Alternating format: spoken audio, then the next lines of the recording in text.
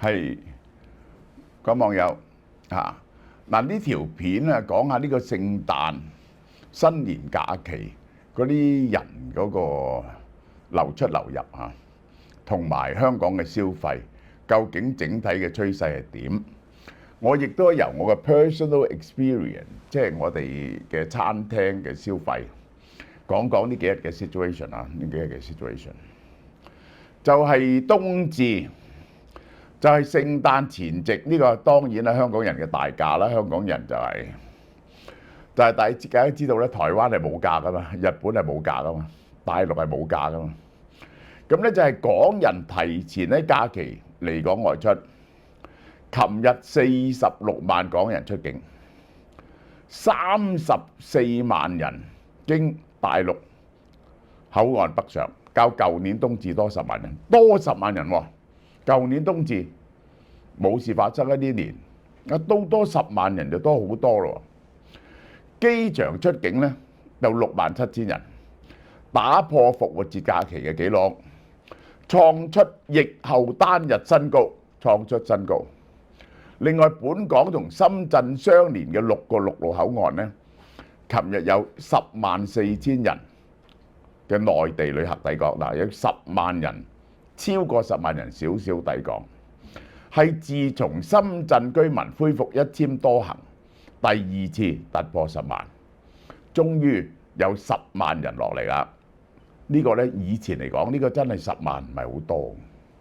對比舊年聖誕假期最後一個週六有近50萬香港人出境呢，今年嘅出境數字呢係有所下跌嘅。今年出境數目字係有所下跌嘅，奇怪喎，點解會有所下跌呢？呢個就係46萬，跌咗少少，跌咗少少。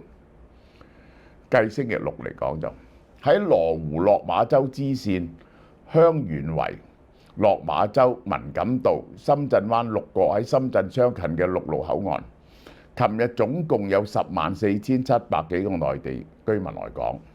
一簽多行咧係肯定多咗人嚟嘅，但係上個禮拜六就更多。剛啱開翻呢個一簽多行冇幾耐嘛，啲人趁熱鬧啊嘛，就有105000人。到今日朝頭早10點，有104000人出境，內地旅客嚟香港3萬人，以機場佔多喎，即係唔係附近落嚟喎，機場佔多。就有25000人出境喺機場，入境處琴日到由琴日開始一路去到1月1號，係假期出境人數嘅高峰，估計有1307萬人次進出香港，哇，好犀利啫！呢個1300萬人次，陸路口岸聖誕正日估計59萬。一日59萬，入境最高峰就12月29號，估計62萬，即係啲人咧翻嚟。22日記者凌晨零時喺皇崗口岸直擊，發現內地口岸咧實施人流管制。入去外地入境咧好容易嘅，而家用 facial recognition 啊嘛。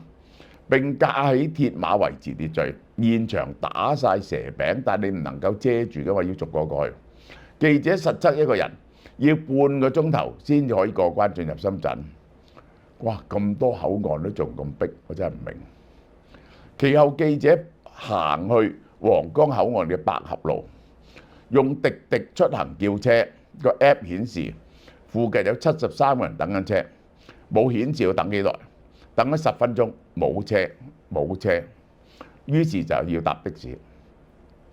喺上水新康街嘅上環國泰深融海味批發直銷負責人話：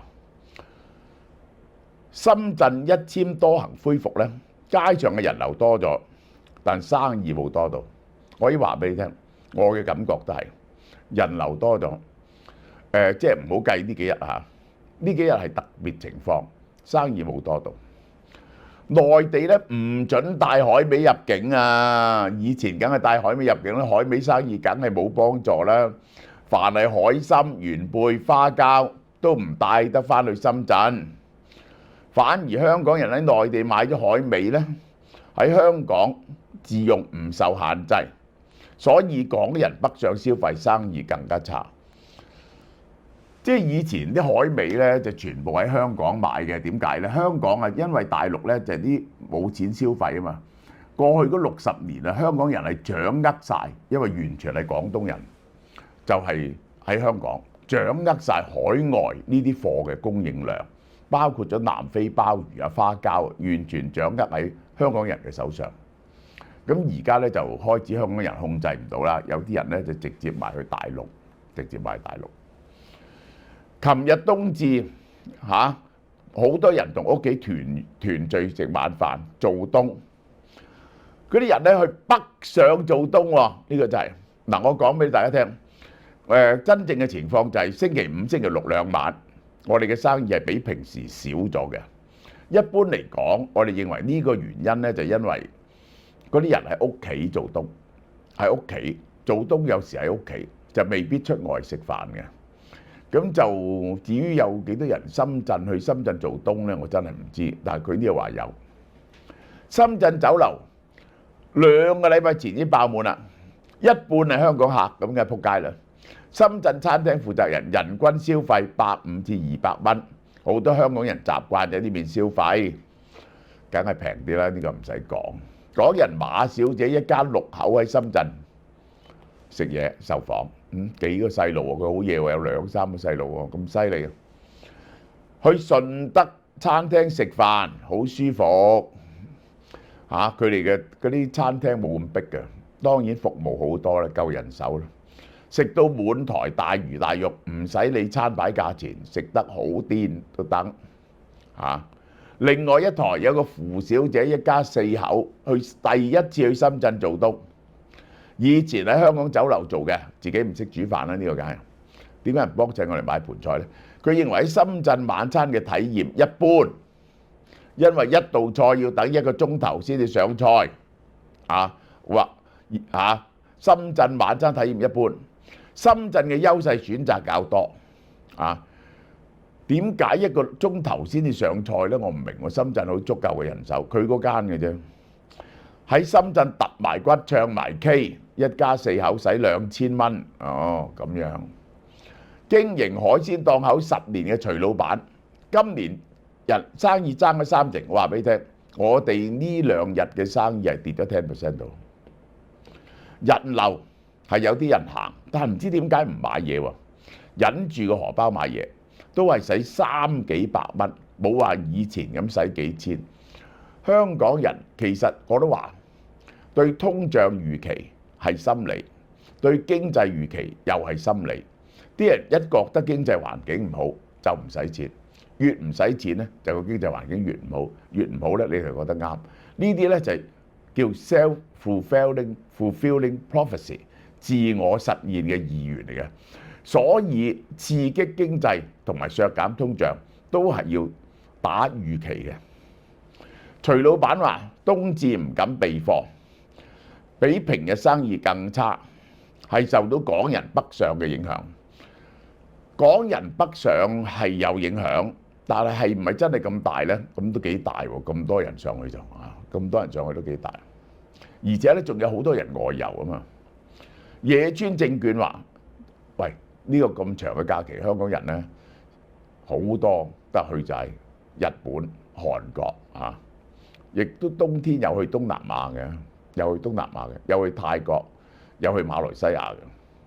2024年香港消費者嘅行為變化，北上規模不停擴增，對本港嘅消費力構成極大壓力。呢個野村嘅意見，估計2025年經濟前景，本港生產總值增長2.3%，有得增長冇咯？通脹1.8%。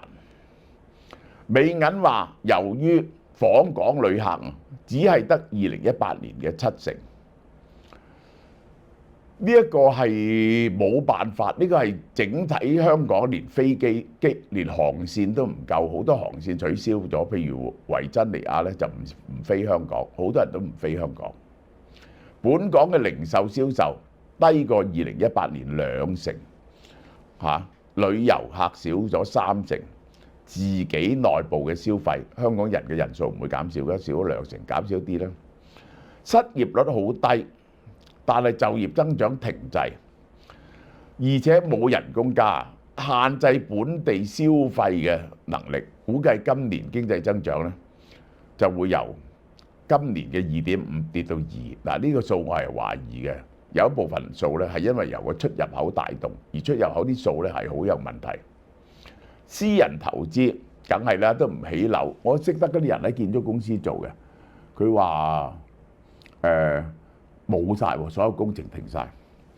2019年起惡化到而家未見疲軟。我朋友喺大公司度做投標嘅，佢話都唔落標，而家公司都唔落標，淨係落翻房協嗰啲啫，私人嗰啲佢唔敢落標。營商信心疲軟，本港整體投資依賴政府嘅公共投資支撐，靠政府公共投資支撐。好啦，所以政府個財赤咧持續增加，我都話俾你聽，呢個係幾大鑊。香港今年個估計個赤字超過1000億 ，after raising a debt of 80 billion， 即係800億。所以實際上咧，就係香港嘅赤字咧就係將近2000億，而俄羅斯嘅赤字咧就230億美金，同香港差唔多。但係俄羅斯嘅人口咧就係香港嘅15-16倍咯，佢係俾西方制裁咯，搞到咧啲貿易做唔到咯，而且仲要打緊仗，要俾燒銀紙燒到咧就係倒水咁，個赤字都係同香港差唔多。你話香港政府叻唔叻咧嚇？好啦，嗱，呢啲係阿蕭太誠心介紹呢間嘢叫旋轉木馬，有呢個野餐盒喎，係用藤盒裝嘅，藤籃裝嘅，係400幾蚊啦。呢個係去美加2700幾蚊啦。有番石榴餅啊、煙燻烏魚子、牛軋糖好食嘅。呢個蛇形奶油餅、福盤子夾心餅、金沙沙布蓮。呢個番石榴酥係新出㗎嚇，一盒番石榴酥1380，即係400蚊。去台灣去呢個貴嘢嚟㗎，呢個係去美加要500蚊喎，呢個係貴嘢嚟，呢個都貴嘢，呢個仲一貴，呢個600幾，呢個藤盒都貴。呢個旋轉木馬紅心鳳糖，呢個平2780蚊喎，都係咁貴。松露牛軋糖、亞麻仁原味鳳梨酥、紅心番石榴酥，呢一盒幾大盒啊，幾樣嘢。你可以單點，可以去睇我哋啲 package 買，1月2號前截單就可以寄到俾你。好啦，嗱，2025迎春盤菜嚇，一家團圓嗱，俏貓貓嘅新春盤菜有6人菜、12人菜，有乜嘢啊？鮑魚、花膠、元貝、大蠔豉、米鴨、鯪魚丸、鵝掌、貴妃雞、豬手、腩肉、豬皮、豬脷、魷魚。厚身大花菇，配埋蓮藕、蘿蔔、芋頭、枝竹，6個人嚇，12個人就雙倍。賣咗咁多年呢，我哋所有人都覺得好味同埋足料嘅。6個人原價1198，而家會員價998；12人原價1688，而家1488。門市同網站都有得訂嘅，12月20號到1月10號，價錢包埋送貨㗎啦。除咗離島啊之類啲咁嘢，村屋咧就喺村外度收，就冇電梯嘅就要喺地面收。送貨日期嗱，今次咧多啲日子送貨嘅，就係由1月17號到2月2號，有16日揀。如果你想揀啲旺，真係譬如年30晚啊、年初一啊咁咧，你就最好即刻訂啦。要5個工作天前通知。新鮮喺香港製造，每日只係限送咁多嘅啫，希望大家咧食咗呢個盤菜，身體健康，福滿團圓啊！